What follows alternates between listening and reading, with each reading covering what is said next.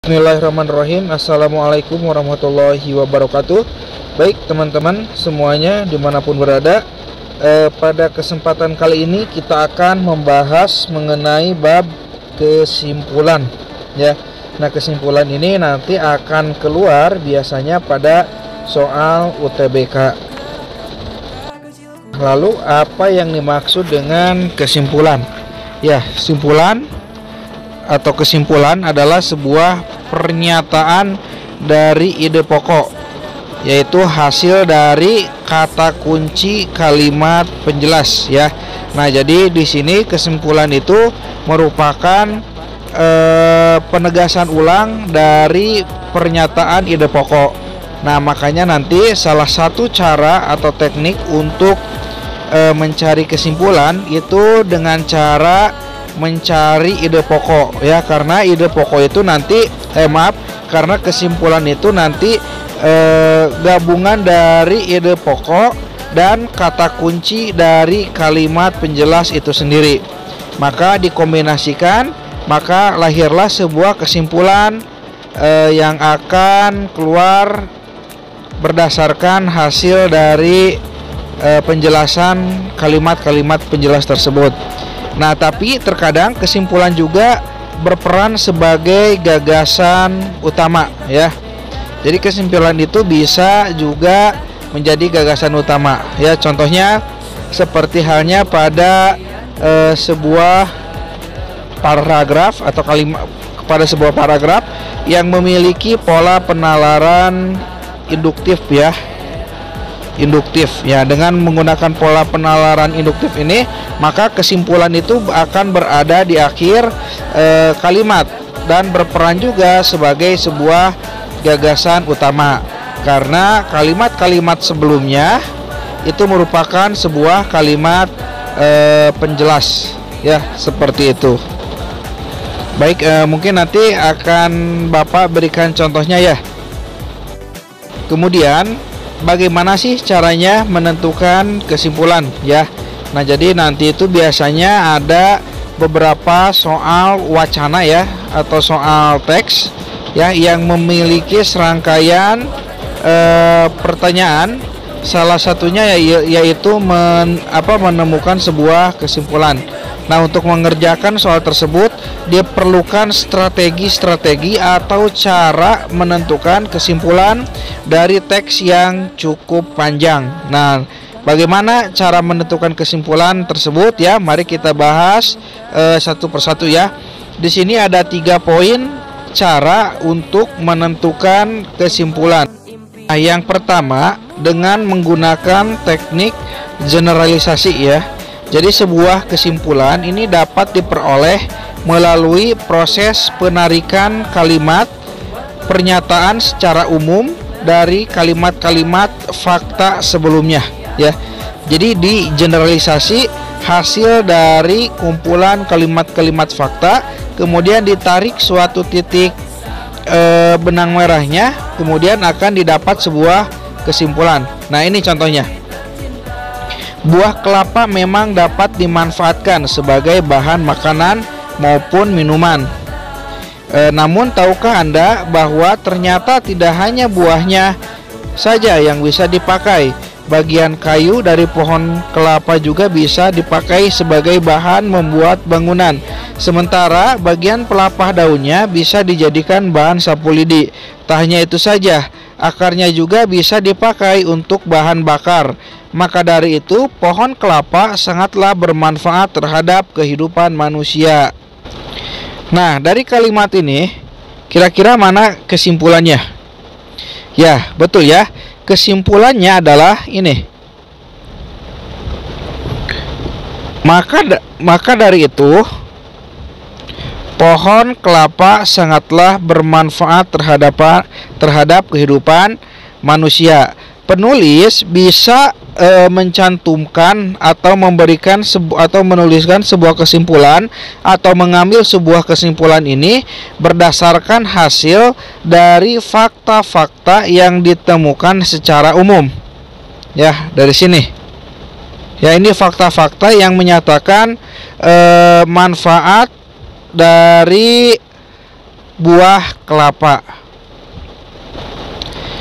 Nah, kalimat ini bisa juga dikaitkan atau dikatakan sebagai kalimat utama ya, karena kalimat-kalimat sebelumnya ya, dari buah kelapa ini sampai ke bahan bakar, ini merupakan sebuah kalimat penjelas yang menjelaskan bahwa pohon kelapa sangatlah bermanfaat terhadap kehidupan manusia. Nah, ketika ide pokoknya pohon kelapa sangat bermanfaat terhadap kehidupan manusia, maka kalimat penjelasnya adalah menyatakan apa saja yang menyebabkan pohon kelapa itu bisa bermanfaat. Nah, jadi di sini dapat kita ketahui bahwa kalimat kesimpulan ya, itu adalah kalimat yang terakhir, hasil dari menganalisis kumpulan fakta-fakta yang terjadi. Kemudian yang kedua ada dengan menggunakan ini teknik analogi ya. Analogi ialah membandingkan ya, membandingkan dua hal yang berbeda namun diperlihatkan kesamaannya dari sisi tertentu ya. Ini yang disebut dengan analogi. Jadi analogi itu membandingkan dua hal yang berbeda namun untuk memperlihatkan satu sisi kesamaannya. Nah, baik, contohnya adalah janganlah engkau hidup seperti tong kosong berbunyi nyaring, karena itu tidak baik dan terlalu berani untuk menyombongkan diri.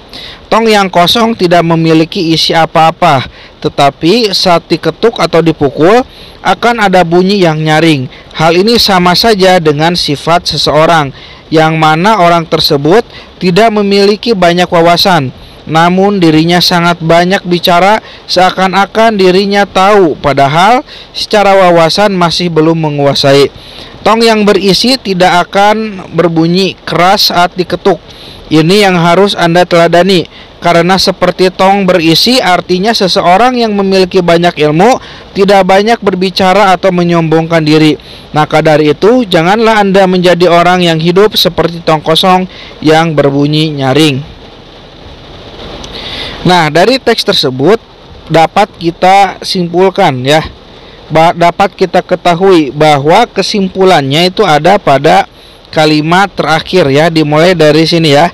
Maka dari itu janganlah Anda menjadi orang yang hidup seperti tong kosong yang berbunyi nyaring. Hal tersebut didapat dari hasil perbandingan antara manusia dan sebuah tong. Nah, ini disebut dengan teks analogi. Nah, baik, cara yang terakhir adalah dengan menggunakan scanning wacana ya. Nah, cara ini mungkin cara yang tersimpel ya, karena kita hanya mencari kata kuncinya saja atau ide pokok dari tiap paragraf ya.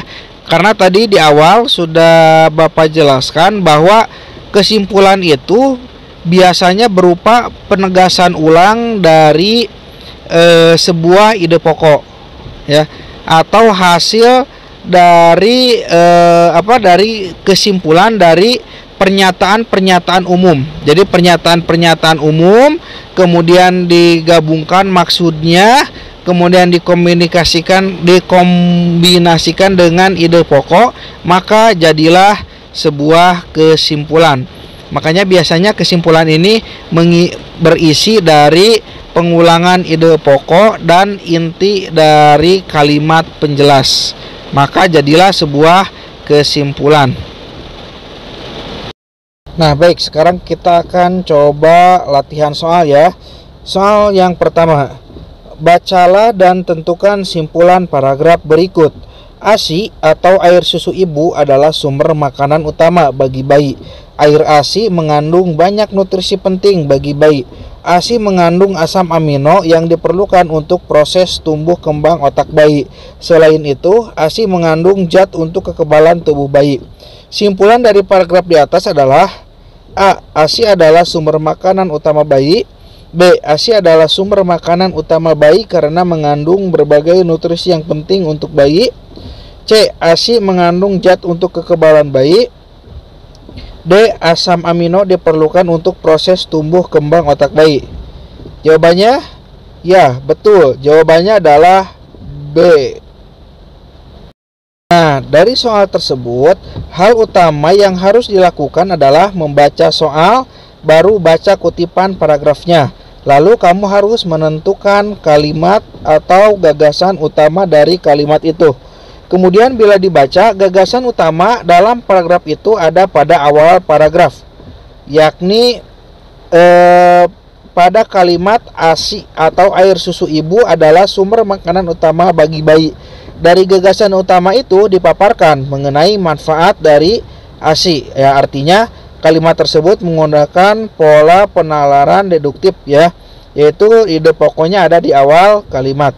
Kemudian salah satu manfaat yang dipaparkan dalam paragraf ialah ASI memiliki nutrisi penting bagi bayi, yakni asam amino untuk tumbuh kembang otak bayi hingga zat-zat lain untuk kekebalan tubuh bayi.